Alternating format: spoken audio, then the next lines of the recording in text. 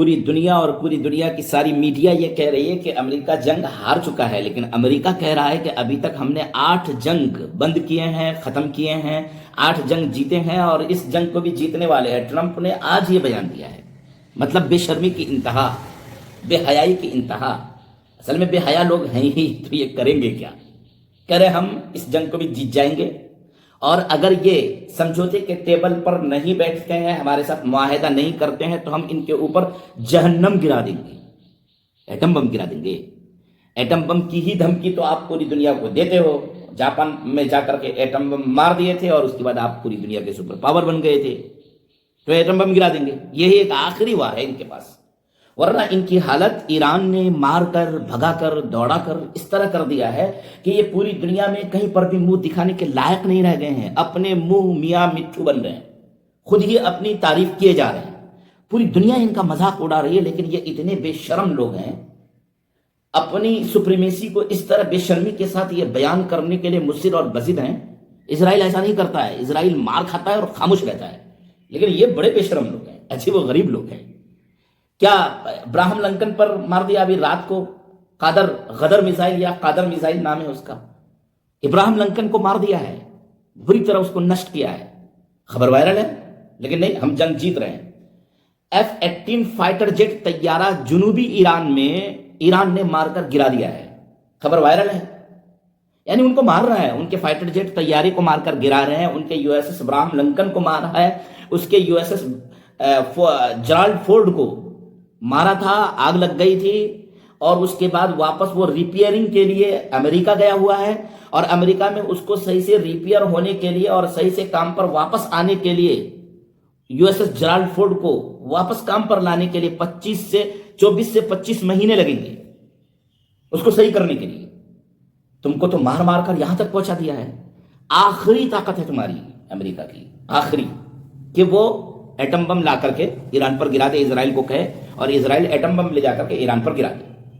یا ایران کے پاس جو ایٹم بم بنانے کا مواد یورینیم نتنز میں، اصفہان میں، فرود میں رکھا ہوا ہے، وہ وہاں پر کوئی بم ڈال دے اور وہاں سے وہ جو ریڈیشن ہے وہ پھیلنے لگ جائے اور وہاں پر ہلاکت ہو جائے۔ ان کا آخری پلان یہی ہے، ورنہ انہوں نے جو 15 شرطیں رکھی، یہ 15 شرطیں وہی ہے کہ آپ ایٹم بم نہیں بنائیں گے، آپ ہرمز کی کھاڑی کو خالی کریں گے، آپ دور تک مار کرنے والا میزائل نہیں بنائیں گے، اور آپ کے گھر میں جو انرجی بنائی جائے گی اس کی نگرانی امریکہ کرے گا۔ یعنی وہ مکمل غلام، جس طریقے سے دیگر سنی ممالک کو غلام بنا لیا گیا ہے، اسی طرح اس کو بھی غلام بنانے کی وہ بھرپور تیاری کر رہا ہے اپنے حساب سے۔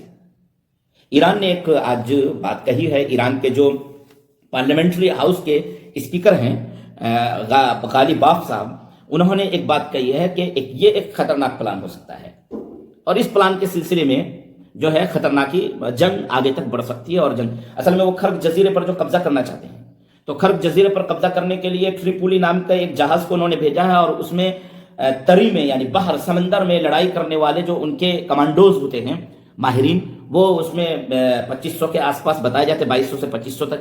ایک تو وہ ہے، دوسرا الگ سے کسی اور پڑوسی ملک میں 2500 فوجی تعینات کیے گئے ہیں، 2500 فوجی کا ڈیولپمنٹ ہوا ہے، اس کو وہاں پر رکھا گیا ہے تاکہ وہ جنگ کے میدان میں اتر سکے ضرورت پڑنے پر، اور کسی پڑوسی ملک کی مدد لی جا رہی ہے، یہ غالب آف کا کہنا ہے، ایران کے جو اسپیکر ہیں۔ یعنی کوئی پڑوسی ملک براہ راست اس جنگ میں شامل ہونے والا ہے، ایک بات یہ کہی جا رہی ہے۔ اور ایران نے اپنی طرف سے یہ کہا ہے کہ اگر جنگ اب اور آگے بڑھتی ہے، ویسے وہ جو شرطیں بھیج رہے ہیں، تو ایران نے یہ کہا ہے کہ براہ راست ہماری امریکہ سے کوئی بات نہیں ہو رہی، یعنی بیچ میں جو ملک ہے، ایران ہے، ترکی ہے، مصر ہے اور پاکستان ہے۔ پاکستان بیچ میں کافی بالکل ایک جو متحرک رول ہوتا ہے، کردار ہوتا ہے، وہ ادا کر رہا ہے۔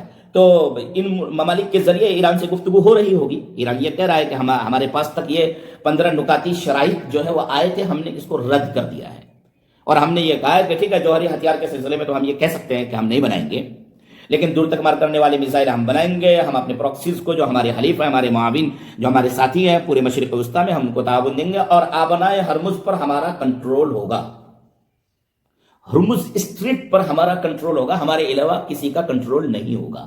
تم جو یہ خواب دیکھ رہے ہو، یہ خواب دیکھنا بند کر دو۔ الغرض امریکہ نے پھر دھمکی دیا ہے، اور دھمکی بھرا انداز میں گفتگو کرنے کی کوشش کی ہے تو ایران نے یہ کہا کہ تم دھمکیاں دیتے رہو، ہم کو اپنا کام جو کرنا ہے وہ کریں گے۔ اسرائیل پر جو حملے ہیں وہ ہو ہی رہے ہیں۔ اسرائیل پر جو 80ویں لہر اور 81ویں لہر اور 82ویں، بولنے میں 82ویں لہر میں بھی حملے ہوئے ہیں۔ 82ویں لہر کی تفصیل ابھی نہیں آئی ہے، لیکن 81ویں لہر میں جو حملے ہوئے تھے تو اسرائیل کے 70 سے زائد مقامات کو نشانہ بنایا گیا تھا۔ ان کا آئرن ڈون اب بہت زیادہ کام نہیں کر رہا ہے، اور 82ویں لہر کی ابھی تفصیل نہیں آئی ہے۔ اسرائیل میں 5200 سے زائد لوگ ابھی تک زخمی بتائے جا رہے ہیں۔ یہ زخمی نہیں، یہ ہلاک ہونے والے لوگ ہیں، ان میں سے کچھ زخمی بھی ہوئے ہوں گے۔ الخزیرہ پر، اسرائیل کے الخزیرہ پر حملہ ہوا ہے۔ بن گوریان ایئرپورٹ کو مکمل طور پر بند کر دیا گیا ہے۔ ایک تو وہاں پر حملہ ہوا ہے، 25 مارچ کو حملہ ہوا تھا، اور دوسری اصل اور بنیادی وجہ یہ ہے کہ اسرائیل کو چھوڑ کر بہت سارے لوگ بھاگ رہے ہیں، تو اسرائیل کو ڈر لگ گیا ہے کہ پورا اسرائیل کہیں خالی نہ ہو جائے، تو بن گوریان ایئرپورٹ کو مکمل طور پر بند کر دیا گیا ہے۔ ابھی تک کی جو خبر ہے وہ یہ ہے، ابھی تک کے جو حالات ہے، تازہ ترین جو صورتحال ہے وہ یہ ہے کہ امریکہ اپنی طرف سے جھک کر کے معاہدہ کرنا چاہتا ہے، اور ایران یہ کہہ رہا ہے کہ ہم اپنی شرطوں پر معاہدہ کرنے کے لیے تیار ہیں، اور ہماری شرطیں یہ ہیں کہ ہمیں خود مختار زندگی چاہیے، ہمیں خود مختار باوقار ملک بن کر کے اپنی آگے کی کارروائی کو کریں گے، آگے کی زندگی کو گزاریں گے، ہمارا ملک آگے کی زندگی گزارے گا، تم کسی طرح کا کوئی رکاوٹ بن کر کے سامنے اور نہیں آؤ گے۔ اسرائیل جب چاہتا ہے آ کر کے حملہ کر دیتا ہے، اور ہمارے بڑے بڑے قائدین اور لیڈران کو ٹارگٹ کلیننگ کر کے ان کو مار دیتا ہے، ان کا اسنیشن کر دیتا ہے۔ زیادہ یہ نہیں ہونا ہے، اور کسی بڑے ملک کو شامل کیجیے، روس کو شامل کیجیے یا چائنا کو اس معاہدے میں شامل کیجیے۔